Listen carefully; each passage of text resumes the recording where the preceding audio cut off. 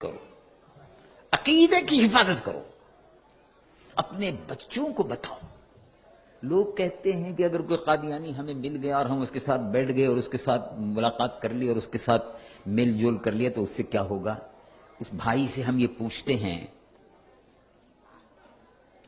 کہ اگر کوئلے کی دکان پر بیٹھ جاؤ تو میرے بھائی میری بہن کوئلے کی کوئلے کی دکان پر کوئلے کی دکان پر کوئلہ کالا ہوتا ہے، اس کا برادہ بھی جھڑتا ہے، تو کوئلے کی دکان پر بیٹھنے سے بھائی کپڑے کا کالا میل آتا ہے کہ نہیں آتا؟ کہتے ہیں کہ آتا ہے۔ اور کتے کے پاس اگر کوئی بیٹھے گا تو کتے کے منہ میں سے رال ٹپکتی ہے، وہ تھوک لگے گا یا نہیں لگے گا؟ تو ایسی ہی دنیا کے ان کتوں کے پاس اگر بیٹھا جائے گا تو وہ جو رال ٹپکتی ہے اور جگہ جگہ وہ گندگی پھیلاتے ہیں تو گھر بھی گندا ہوگا۔ اگر وہ آئے گا، آپ اپنے گھر میں کتا کیوں نہیں رکھتے؟ ان کا گندا ہو جائے گا۔ برابر سے کیوں نہیں گزرتے؟ یوں کا گندا ہو جائے گا۔ کتا ہے کہیں نہ کہیں چلتے چلتے ٹانگ اٹھا کے پیشاب کر دیتا ہے تو بچنا پڑتا ہے۔ آپ نے دیکھا ہوگا نا، کتا چلتے چلتے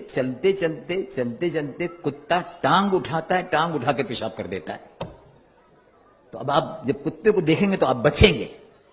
ایسے ہی جن سے ایمان پر گندگی کے چھینٹے لگے، جن سے ایمان پر گندگی کے چھینٹے لگے، جن سے ایمان صاف ستھرا ہے اس پر کوئلے کے چھینٹے پڑیں، کوئلے کے برادہ پڑے اور کالک لگے، اس کو ایمان کو بچاؤ۔ صاف ستھرا نور محمدی صلی اللہ علیہ وسلم سے بھرا ہوا ایمان ملا ہے، اس ایمان کو صاف ستھرا رکھو اور رسول اللہ حضور پر نور محمد رسول اللہ صلی اللہ علیہ وسلم کی محبت سے اس ایمان کو اپنے روشن رکھو، اس عقیدے کی حفاظت کرو۔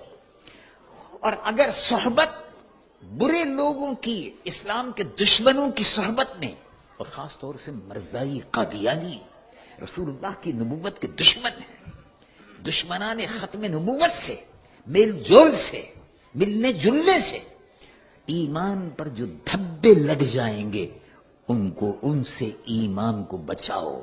یہ ہمارا اور آپ کا فریضہ ہے۔ اور ایمان کے بچانے کے لیے تو میرے محترم بھائی صحابہ رضوان اللہ علیہم اجمعین اپنی جانوں کا نذرانہ پیش کر دیتے تھے، ایمان بچا لیتے تھے۔ دیکھو مکہ شریف سے ایمان بچا کر صحابہ مکہ شریف سے ایمان بچا کر لے آئے، جائیداد، مکان، دکان، کاروبار سب مکے میں چھوڑ دیا، سب مدینہ شریف آ گئے۔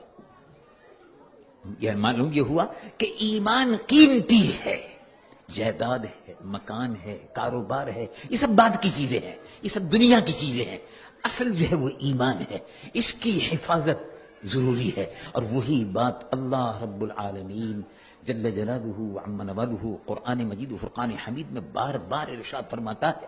اور ہمیں اور آپ کو اپنے ایمان کی حفاظت کا بندوبست کرنا چاہیے، اور اس ملک میں رہ کر خاص طور سے برائیوں سے بچتے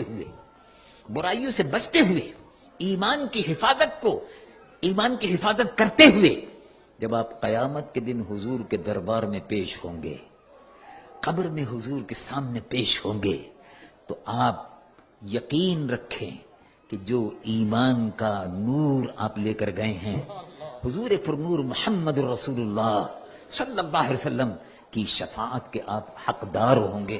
اللہ تبارک و تعالی مجھ گنہگار و سیاہکار کو بھی، آپ کے اور ہمیں سب کو عقیدہ ختم نبوت کی حفاظت کی توفیق و سعادت عطا فرمائے، اور عقیدہ ختم نبوت کے تحفظ کے لیے مسجدوں کی حفاظت، جامعہ کی حفاظت، دارالعلوم کی حفاظت، یہ سب مرکز ہے، ان سب کی حفاظت یہ بھی ایمان کا حصہ ہے۔ اب ہم کھڑے ہوں اور دربار